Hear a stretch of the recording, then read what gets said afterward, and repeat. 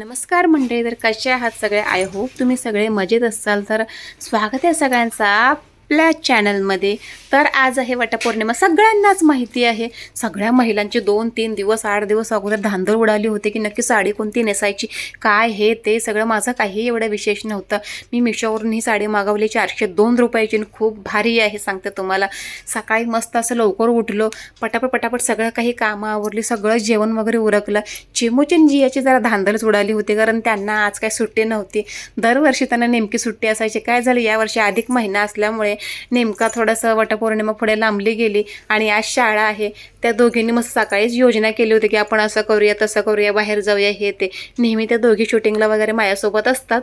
एक ताट धरतंय, एक पाणीचं तांबे घेतंय, कोण काय करते सगळं करतंय. पण आज काहीच नव्हत्या दोघी. आज दोघी शाळेत पळाल्या. मग मिस्टर घरी होते, त्यांना मी घेऊन आले. ते शूटिंग करतायत आज. त्यांना जरा लाजच वाटत होते की बायकांमध्ये मी कसं काय उभा राहू. म्हटलं काय लाजायचं आहे, म्हटलं आपल्या घराच्या बाहेरच म्हटलं माझ्या गार्डन आहे आणि त्यातच वडाचं झाड आहे, काय टेन्शन आहे म्हटलं, सगळे तुम्हाला ओळखतात. मग तसं बोलल्यावर ते बाहेर आले. बाहेर आल्यानंतर मस्त असा तयारी वगैरे करून तुम्हाला सांगेन. बरं झालं पाऊस थांबलाय. पाऊस थांबल्यामुळे बाहेर यायला मिळालं नाही, तर थोडी पंचायतच झाली होती. म्हटलं घरातल्या घरात ते नुसतं रोपटं लावून त्याची पूजा करणं जरा चुकीचं वाटतं. चला म्हटलं पटकन पाऊस थांबल्या. सगळ्या महिला पटापटापटा बाहेर निघाल्या आणि जो तो आपापल्या पद्धतीने सगळं सण साजरा करत असतो. कोणी जास्त नटून थटून करतो, कोणी साध्या पद्धतीने करतो, कोणाचा ह्यामध्ये वौसा असतो तो कोणाचा नसतो, पण पूजा मात्र सगळे करतात आणि खूप छान वाटतं. फक्त एवढंच की एकमेकींचं जरा हे तामझाम जो जास्त असतो त्यामध्ये काही महिला बिचाऱ्या डाऊन होतात. सो ते काही व्हायची गरज नसते.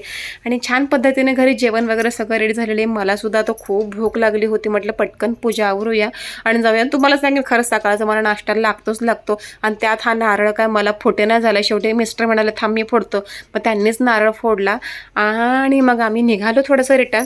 तोवर थोडंसं आम्ही दोघांनी थोडेसे असे पोजेस मारले, जरा फोटो बिटो काढले दोघांनी. थोड्या वेळाने मिस्टर जरा रुळले. त्यानंतर जरा आम्ही हळद कुंकू वगैरे सेरिमनी म्हणजे काय ते फंक्शन सगळ्यांचं असतं तिथं हळद कुंकू वगैरे लावलं आणि जरासं रुसवा फुगवा थोडं दोघांनी जरा साजरा केला तिथं वडात झाडापाशी. आणि तोवर पटकन घरी आल्यावर ह्यांना काय दम निघाना, पटकन जेवण वाढ, पटकन वाढ. त्यांना मगाशीच म्हटलं होतं की लवकर जेवून घ्या, मला काय जरा उशीर लागेल, मी आल्यावर जेवेन. तर नाही ठीक आहे चल मी पण येतो.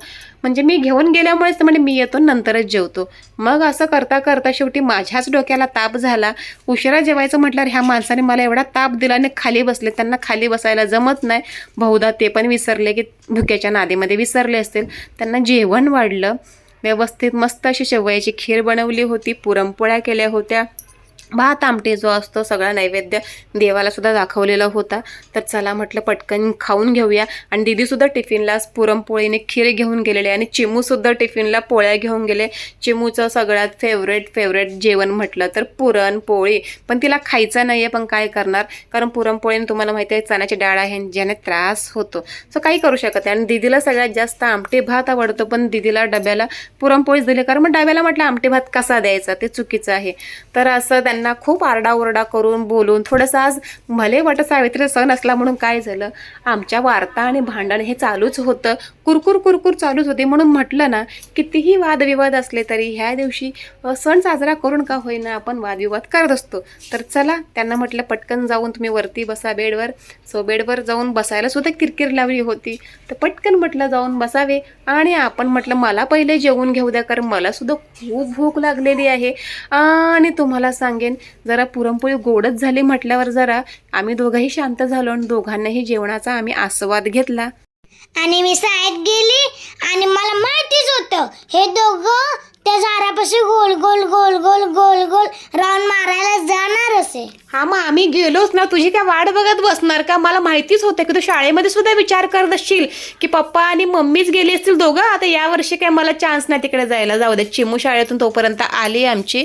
चला आता तिला सुद्धा आता परत जरा मनधरणी करावी लागेल. तोवर जिया आमची आल्यावर जिया सुद्धा चिडचिड करेल, कारण दोघांना ते फंक्शन आणि ते सगळं काय म्हणतात ना आपली परंपरा बघायला फार आवडतात. आणि दोघेही शाळेत गेल्यावर शाळेत मैत्रिणींसोबत सुद्धा ह्याच गप्पा केल्या असतील, बरोबर की नाही?